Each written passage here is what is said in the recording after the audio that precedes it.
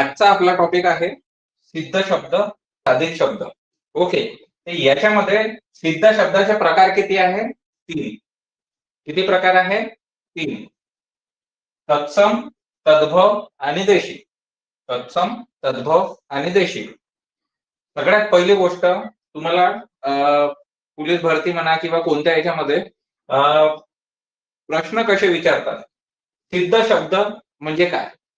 ठीक आहे. सिद्ध शब्द म्हणजे काय? सिद्ध शब्द म्हणजे भाषेतील मूळ धातू किंवा मूळ शब्द. भाषेतील जे मूळ धातू किंवा मूळ शब्द असतात त्यांना सिद्ध शब्द म्हणतात. आता हे मूळ शब्द कोणते?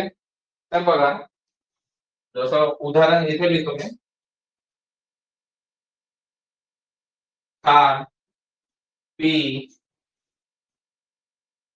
जा, ये, धाव,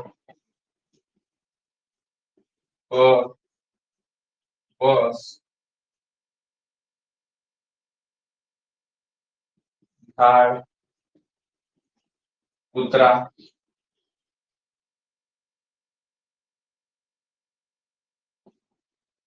पाणी, असे शब्द. ठीक आहे. आता मूळ धातू किंवा मूळ शब्द. आता तुम्ही जर बघाल इथे खा किंवा पी किंवा जा, ये, यांच्यापासून आपण कसं बोलू शकतो की तुझा खाऊन झाला का? नाही का? खाऊ म्हणजे पूर्ण शब्द बनवू शकतो त्याला. पण त्याचा मूळ शब्द काय आहे? खा. तुझं पाणी पिऊन झालं का? है ना? पिऊन पिऊन म्हणतो आपण. पाणी पिऊन झालं का? किंवा तू पाणी पिले का? असं बोलतो. तर जे पी जे आहे हे काय आहे? आपल्याला पी पासून आपल्याला पिणे समजते, पण ती क्रिया पूर्ण होत आहे का? नाही. तर त्याचा जो मूळ शब्द आहे तो कोणता आहे? सुरुवातीचा. जा, जाणे, बरोबर. जाणे म्हणतो किंवा जातो का तू? किंवा काय म्हणते, जाता जाता जाता जाता हे काम करून घेशील, नाही का? हे शब्द येतात. तर त्याचा जो मूळ शब्द आहे तो कोणता आहे? सुरुवातीचा. म्हणून सिद्ध शब्द म्हणजे काय? भाषेतील मूळ धातू. धातू म्हणजे काही असं म्हणजे लोखंड वगैरे वगैरे नाही. लोखंड, तांबे, सोनं हे धातू नाही. धातू म्हणजे मराठी व्याकरणातला जो हा सुरुवातीचा शब्द आहे याला काय म्हणतात? धातू म्हणतात. ठीक आहे. आणि अगर तुम्हाला समजलं नाही धातू म्हणजे काय, तर सरळ सरळ काय? मूळ शब्द. ओके. आता डेफिनेशन काय बनेल? सिद्ध शब्द म्हणजे काय? भाषेतील जे मूळ धातू किंवा जे मूळ शब्द असतात त्यालाच काय म्हणतात? सिद्ध शब्द. उदाहरणार्थ काय? खाणे, खाणे नाही, खा, पी, जा, ये, धाव, कर, बस, है ना? बस म्हटलं तर तू बसशील, परंतु मला दुसऱ्यांना काय म्हणायचं आहे की काही लोक बसले होते. तुला माहिती सांगायची असेल, समोरच्यांना माहिती सांगायची असेल की काही लोक बसले होते आणि मी म्हंटल काही लोक बस होते. काही लोक बस होते हा शब्द पूर्ण होईल का? नाही. वाक्यच कंप्लीट नाही होत ना. बस म्हटल्यावर काही लोक बस होते म्हणजे काय झालं? ते बस होते, बरोबर. आता मी म्हणेल की काही लोक बसले होते, त्याच्यावरून समजलं, पूर्ण वाक्य पूर्ण कंप्लीट झालं. तर त्या जे सांगितलं आहे मूळ धातू किंवा मूळ शब्दाला काय म्हणतात?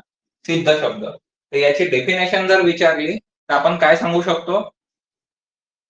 पोलीस भरतीच्या याच्यामध्ये जर एखादी डेफिनेशन लिहून आहे, ती एखादी डेफिनेशनच लिहून आहे की भाषेतील मूळ धातू किंवा मूळ शब्दाला काय म्हणतात.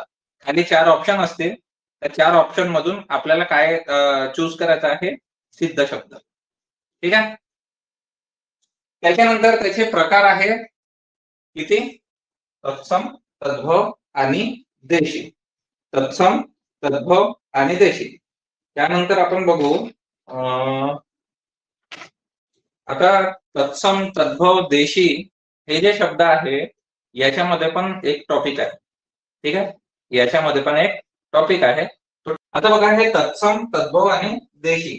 तत्सम म्हणजे संस्कृत मधून जसेच्या तसे मराठीत आलेल्या, म्हणजे त्यांच्या मूळ रूपात बदल न झालेला. म्हणजे असं समजा, संस्कृत इथे लिहितो मी.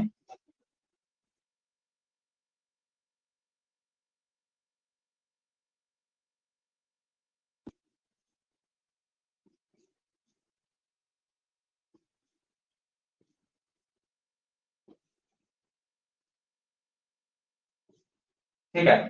तत्सम म्हणजे काय? संस्कृत मधून जसेच्या तसे आलेले, त्याच्यामध्ये बदल झाला नाही. ठीक आहे. त्याच्यानंतर तद्भव, संस्कृत मधून मराठीत येताना ज्या शब्दांच्या रूपात बदल झाला. तत्सम म्हणजे काय? संस्कृत मधून जसेच्या तसे. आणि तद्भव म्हणजे काय? संस्कृत मधून मराठीत येताना त्याच्यामध्ये काही बदल झालेला आहे.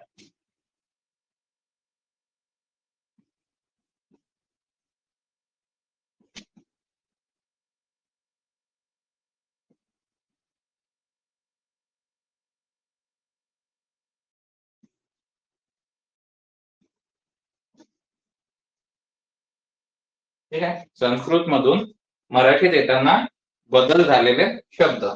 आणि देशी म्हणजे काय? देशी म्हणजे आपली जी बोली भाषा आहे किंवा जी आपली इच्छित भाषा होती, म्हणजे रहिवाशी भाषा होती, त्याच्यातले शब्द.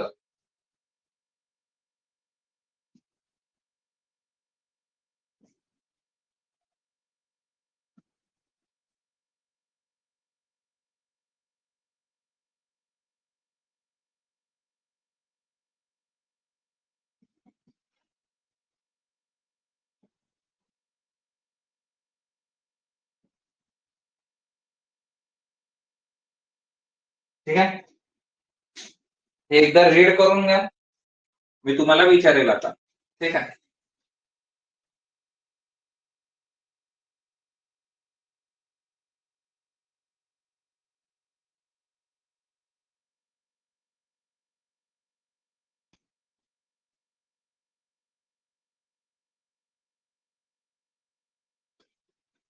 ठीक आहे. सर्वात पहिले काय सांगितलं? सिद्ध शब्द. भाषेतील मूळ काय आहे? धातू किंवा शब्द, म्हणजेच काय झालं? सिद्ध शब्द. सिद्ध शब्दाचे प्रकार किती आहेत? 3. त्या 3 प्रकारापैकी तत्सम, तद्भव आणि देशी. तत्सम, तद्भव आणि देशी. तत्सम म्हणजेच काय? संस्कृत मधून जसेच्या तसे आलेले शब्द. तद्भव म्हणजे काय? संस्कृत मधून मराठीत येताना ज्यामध्ये बदल झालेला आहे. त्याच्यानंतर देशी म्हणजे काय? जे शब्द महाराष्ट्रातील रहिवाशींच्या, म्हणजे जे रहिवाशी आहे त्यांच्या बोली भाषेत आहे. ठीक आहे. तसे शब्द. आता बघू आपण खाली साधित शब्द. साधित शब्द म्हणजे काय? सिद्ध शब्दाला उपसर्ग किंवा प्रत्यय जोडले तेव्हा साधित शब्द तयार होतात. सिद्ध शब्दाला उपसर्ग किंवा प्रत्यय जोडले तेव्हा साधित शब्द तयार होतात. आता बघा, सिद्ध शब्दाला म्हणजे कोणत्या शब्दाला? ह्या शब्दांना. ठीक आहे. प्रत्यय जोडले म्हणजे काय? आपण मगाशी म्हटलं होतं जाणे, येणे, नाही का? बसला, है ना? हे जे शेवटी लागत आहे ते सगळे काय आहे? प्रत्यय आहे. म्हणजे हे जे मूळ शब्द आहे याला काही आणखी गोष्ट म्हणजे एक्स्ट्रा जे प्रत्यय लागते किंवा उपसर्ग लागतो त्यांना काय म्हणतात? साधित शब्द. आता त्याचे किती प्रकार आहेत? उपसर्ग घटित पहिला, प्रत्यय घटित दुसरा, तिसरा काय आहे? अभ्यस्त, आणि चौथा काय आहे? सामासिक. ठीक आहे. आता पहा, प्रकार, आकार, साकार त्याचे उदाहरण आहे. करता, करून, करिता, करा, करा, कर, कर. आणि सामासिकचा काय आहे? कर मुक्त किंवा कर पात्र. आता बघा, मी तुम्हाला वाचून सांगतो. उपसर्ग घटित शब्द. सगळ्यात पहिला याचा पार्ट कोणता आहे? उपसर्ग घटित. ठीक आहे.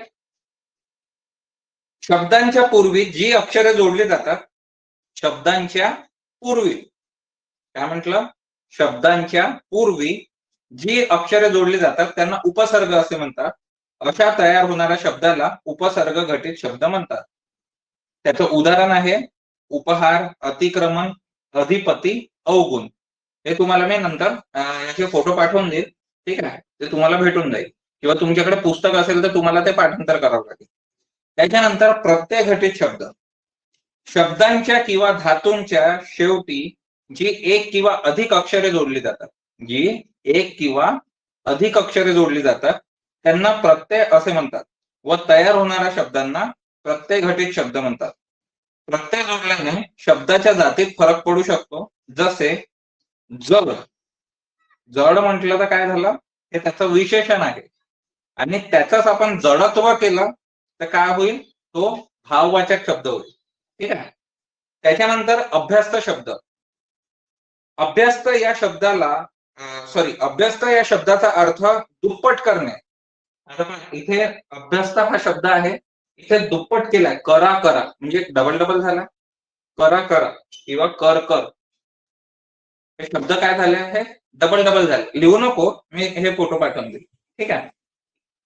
त्याच्यामध्ये काय म्हटलंय, अभ्यस्त या शब्दाचा अर्थ दुप्पट करणे होतो. एका शब्दाची किंवा काही अक्षराची काय होईल, पुनरावृत्ती होईल. कशामध्ये, अभ्यस्तामध्ये. ठीक आहे.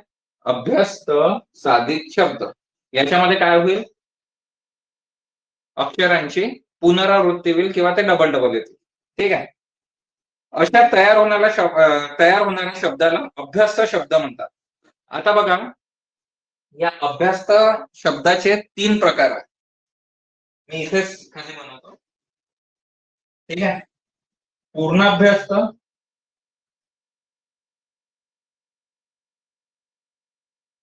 अंशाभ्यस्त,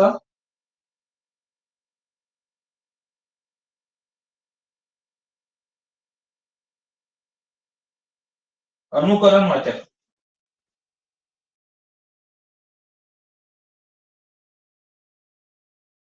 ठीक आहे. अनुकरण वाचक. आता पूर्णाभ्यस्त शब्द म्हणजे एक पूर्ण शब्द जेव्हा पुन्हा येऊन जोड शब्द तयार होतो. काय म्हटलं, एक पूर्ण शब्द म्हणजे पूर्ण शब्द येईल आणि त्याच्यासोबत पुन्हा तोच शब्द येईल.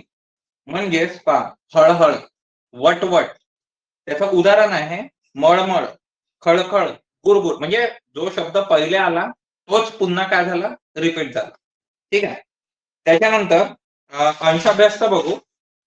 अंशाभ्यस्त म्हणजे काय, जेव्हा पूर्ण शब्द पुन्हा जसाच्या तसा न येता, काय म्हटलं, पूर्ण शब्द जसाच्या तसा न येता एखादे अक्षर बदलून येते. आता त्याचं उदाहरण काय, अलम टलम, गडबड, लगबग, तडफड. ठीक आहे. हे त्याचे उदाहरण आहे. आता तुम्ही म्हणाल सर हा टॉपिक समजूनच नाही राहिला, हे तुम्ही सरळ सरळ वाचूनच सांगत आहे.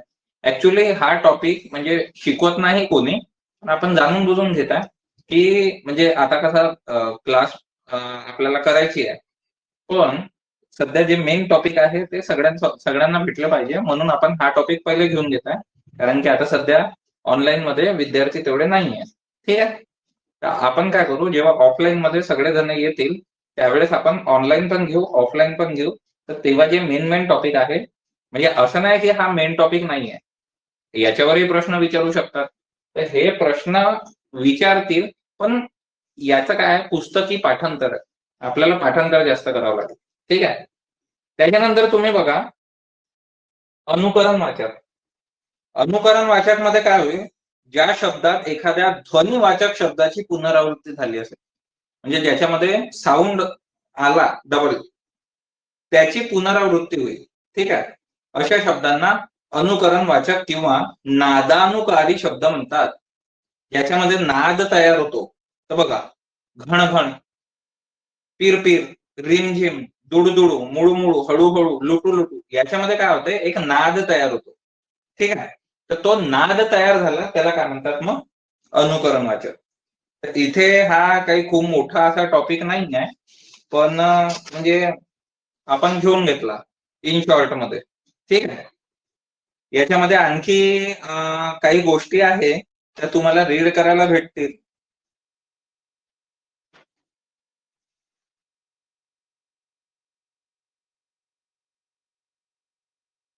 त्याचे मी तुम्हाला फोटो पाठवून दिलाय सरळ सरळ. ठीक आहे. तुम्ही पुस्तक म्हणजे मला वाटतं आतापर्यंत घेतली नाहीये, तर तुम्ही मराठी व्याकरणची पुस्तक एक आपली बाळासाहेब शिंदेची घेऊन घ्या. आणि जर तुम्हाला आणखी रिडिंग करायची असेल तर तुम्ही आपली मोरा वाळंबेची मराठी व्याकरणची पुस्तक आहे ती घेऊ शकता, किंवा तुम्ही कोणतेही पुस्तक घेऊ शकता. मी काही असं स्पेशल पुस्तक सांगत नाहीये की तुम्ही तेच घेतले पाहिजे. पण आपण अगर समजा जसं आता आपण काय बाळासाहेब शिंदेच्या पुस्तकातून करत आहे, तर मग तुम्हाला ते पाठांतर करायला किंवा होमवर्क द्यायला मला बरं होईल, म्हणून तुम्ही ते पुस्तक घेऊ शकता. नाही तर तुम्ही कोणतेही पुस्तक घेऊ शकता, असं काही हे नाही आहे. फक्त आपल्याकडे असायला पाहिजे, म्हणजे होमवर्क वगैरे द्यायचं राहिलं तर मग मी त्याच्यामधून देईल, म्हणून ती पुस्तक आपल्याकडे असायला पाहिजे. बाकी तुम्ही एक्स्ट्रा पुस्तक घेऊ शकता, कारण की प्रत्येक पुस्तकामध्ये थोडी डेफिनेशन थोडी थोडी बदलवून देतात ते लोक, थोडी थोडी. ते म्हणजे एकदमही नाही बदलवणार, कारण की ते म्हणजे त्याचा अर्थच तो होतो ना. जसं याचा सिद्ध शब्द म्हणजे काय, तर सिद्ध शब्द म्हणजे काय, मूळ धातू किंवा मूळ शब्द म्हणजे सिद्ध शब्द, हे काही बदलवणार नाही. ठीक आहे, पण थोडीशी भाषा त्याच्यामध्ये चेंज राहील. तर तुम्ही याच्याबद्दल आता मी जे समजवलं, हा जो समजवण्याचा जो पार्ट होता तो मी समजवला, पण जो पाठांतर करण्याचा जो पार्ट आहे, जसं शब्द आहे त्याच्यामध्ये, जसं आता मी सांगितलं हळूहळू, तो कोणता शब्द आहे तर तो तुम्हाला ओळखावा लागेल. ठीक आहे. त्याच्यानंतर काही शब्द आहे जसं खा पी ये, धाव कर बस झाड कुत्रा पाणी, हे जे शब्द आहे ते कोणते शब्द आहे ते तुम्हाला पाठ करावं लागेल. ठीक आहे. साधित शब्द म्हणजे काय याची डेफिनेशन पण तुम्हाला पाठ करावं, म्हणजे पाठांतर तुमच्याकडे आहे. आणि जमलं तर मी पण म्हणजे त्याच्यामध्ये हेल्प करीन, की आता म्हणजे स्टुडंट राहिले सगळे, तर तेव्हा आपण ते पाठांतर पण घेऊ. ठीक आहे, पण तुम्हाला ते करावं लागेल. नाही तर असं नाही होईल की फक्त क्लासच्या भरोश्यावर राहाल तुम्ही आणि ते सगळं पाठांतर होत राहील तुम्हाला. ठीक आहे.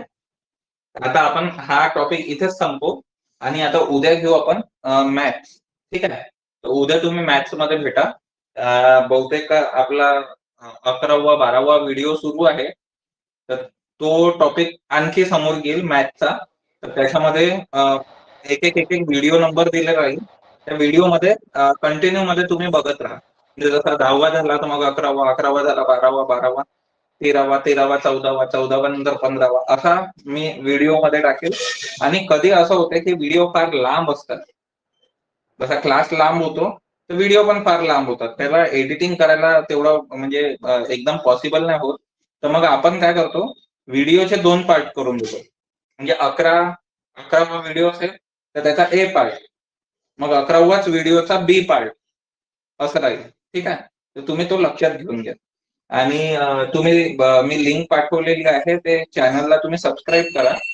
म्हणजे काय होईल, तुम्हाला जसा नवीन व्हिडिओ आला तर तुम्हाला तो शो होईल. ठीक आहे. बेल आयकॉन दाबून द्या, म्हणजे तुम्हाला त्याचं नोटिफिकेशन येत राहील. ठीक आहे. तुला काही विचारायचं आहे का आकाश? नाही सर, समजलं. ठीक आहे. याच्यातून काही म्हणजे काही असं आहे की नाही समजलं, मी पुन्हा सांगू? समजलं सर. व्हिडिओ. ठीक आहे, मग उद्या भेटू आपण मॅथ्सच्या क्लासमध्ये. उद्या मॅथ्स होईल. ठीक आहे, 6:15 वाजता. ठीक आहे.